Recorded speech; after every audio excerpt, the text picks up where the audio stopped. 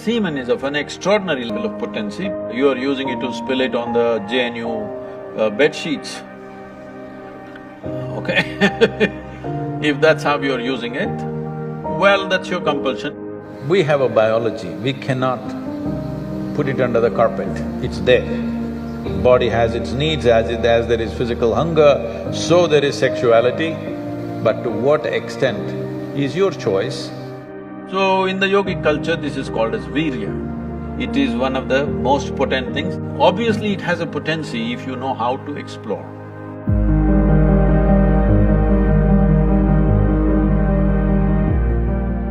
Namaskaram, Sadhguru. I want to know that when a student steps into college, all of a sudden he or she gets access to a huge amount of pornographic material which so far was off limits for him or her. And in the process, he or she enjoys that, and as we said, he or she experiences heaven on earth. But, and we even have nicknames for those people who overdo it. They masturbate. We overdo it sometimes. So how do we know how much of that is good or bad? And so can we have the truth about masturbation? Oh, looks like a popular question, eh?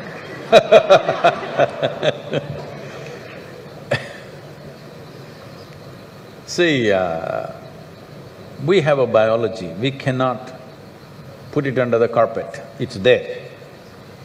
It's best we address it for what it is. But right now the problem in the world is, because certain religious institutions in the world took this attitude that the very biology of the human being is wrong, because of this, culture started hiding it under the carpet. Well, in this culture we never had it, but after the British came and left, we became more prudish than the British. But before that, if you look at our temples, all the outside temple art is all pornographic, if that's what you want to call it.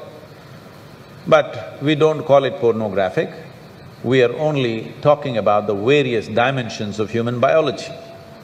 Because we don't see it as wrong, but we see it as the periphery of life. If you stay there only, you will stay on the physical dimension forever, you will not explore anything else. So in the temple, always it's the periphery.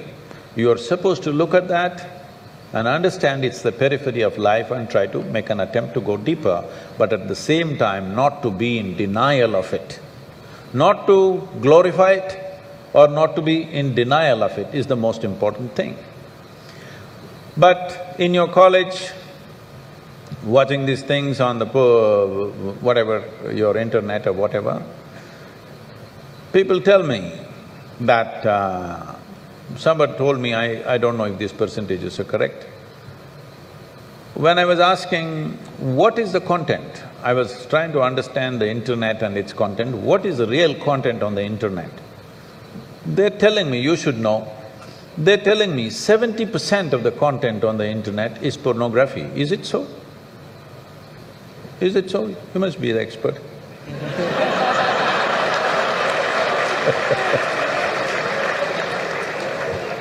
Is somebody doing PhD on it? They told me 70%. I said 70% is unreasonable and sick levels of pornography. If it occupies a small percentage, it's okay. 70% of a technological platform which could do millions of things, unfortunately is pornographic. Just biology of life. It's very unfortunate because once you come as a human being, your biology is not the front end of your life. It is one part of your life. This cerebral capability came so that your intelligence becomes the front end of your life, and if you become conscious, your consciousness becomes the front end of your life.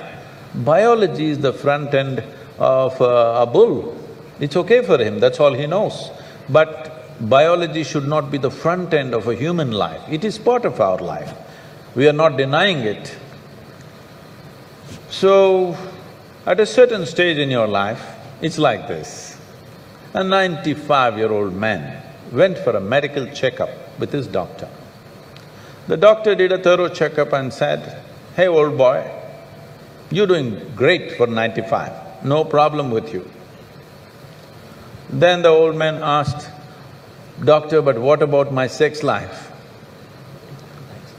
Then the doctor looked at him and asked, "Thinking about it or talking about it?"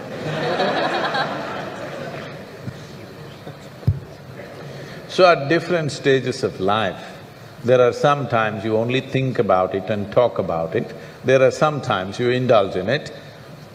These are passing phases of life. How much of it is needed for you, you are the best judge. But at the same time, you came here not to explore your biology.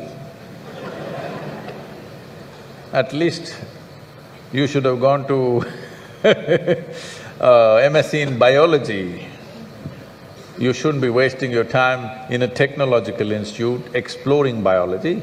Does it mean to say you don't have biology, you don't have biological needs? You have, it's fine, but it must be on the periphery. It should not become the core of your life because it will reduce you in the sense. A creature which was purely biological evolved into a place which has an intelligence of its own beyond its biology. See, animal intelligence works for its biology alone. How to get its food, how to get its mate, this is all its entire life is. If human intelligence also functions like that, you are bellying the evolutionary process. You are seeing how to go back, take the evolutionary process backward, not necessary. This does not mean you do not have a body, body has its needs, as there is physical hunger, so there is sexuality. You have to address it in some way, but to what extent is your choice, but definitely it should not be the front end of your life because you're rolling back evolutionary scheme of putting your intelligence and consciousness in the front. Instead of that, you're putting your biology in the front.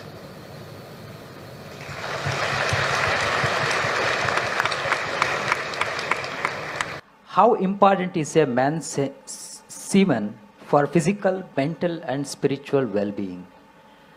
Can wasting our semen damage us spiritually?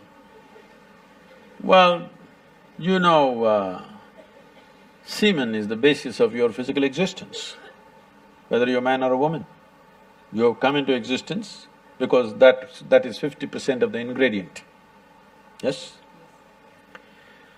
Well, we have skin, we have epithelial cells, we have hair, we have many other aspects of body, you know, heart, liver, kidney, so many things. All these cells are of a certain potency in their own way. But semen is of an extraordinary level of potency, it can create a whole new life. Well, today you can take an epithelial cell and do a lot of things in a laboratory and maybe we can clone you, all right? So the potential is here also, but it is not in the same dynamics as it is in a cell which you're referring to as semen. So in the yogic culture, this is called as virya. Virya also refers to what you call as vajra, which means stability, or diamond, which is the hardest thing. So in the human body, virya is considered to be like vajra. That means it is one of the most potent things if you know how to use it. Well, how to use it means you can use it to produce a child, that's one thing. Well, if this question is coming because you are using it to spill it on the JNU bed sheets, okay if that's how you're using it, well, that's your compulsion, you're doing whatever you're doing. This is not something to be judged morally, that's not the point, it's a question of what is the level of compulsion that one has. But anything in this body, can it be transformed into a different level of function? Absolutely. Not just semen, just everything in this body can be transformed. See, suppose I gave you all soup-making ingredients, same soup-making ingredients to every one of you. Do you believe all of you will produce the same soup? No. You will produce 500 varieties of soups, those same ingredients. That's all that's happened with us right now. All of us are fundamentally same ingredients, but see how different each one of us are. Different soups. Well, If I give you soup making ingredients, either you can make a great soup or a lousy soup. Depends what kind of skills you have, isn't it? So this goes for everything, not just for semen. Every dimension of your body and your mind, you can transform into something tremendous, or you can make it mediocre, or you can make it a serious problem. Every aspect of your life. That goes for this aspect of life also. This same energy, see, people are making it literal translations, but if you want to produce a certain, let's say, epithelial cells, how much energy the body spends on it? And if you want to produce a cell which you call a semen, how much energy body spends is very different. This can be scientifically established. So, when you're investing so much energy in that, obviously it has a potency if you know how to explore. But are you competent to explore? Are you capable of exploring? Do you have the necessary sadhana and guidance to do that? That's a big question mark.